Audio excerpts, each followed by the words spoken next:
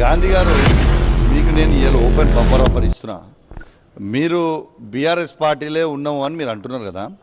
రేపు పొద్దున 11 గంటలకి నేను వస్తాను మీ ఇంటికి.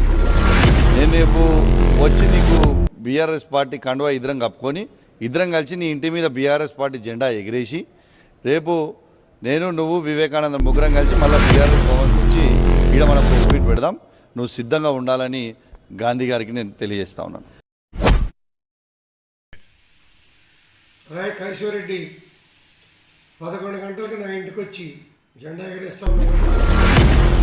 కాకపోతే 10 గంటలకు నీ ఇంటికి వస్తా.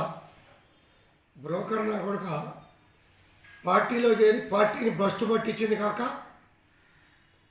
పాత ముఖ్యమంత్రి గారిని నాశనం చేసింది కాక, కాంగ్రెస్ పార్టీని పెద్దలను తీసుకొచ్చి బీఆర్ఎస్లో జాయిన్ చేస్తానని చెప్పి తీసుకొచ్చినటువంటి బ్రోకర్ నా కొడుకు నువ్వు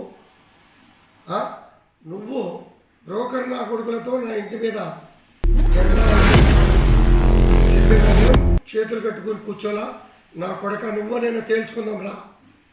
ధైర్యం ఉంటే నా కొడుక, లేకపోతే నేను వస్తా. నా పోలీస్ సిబ్బంది కూడా అవసరం లే.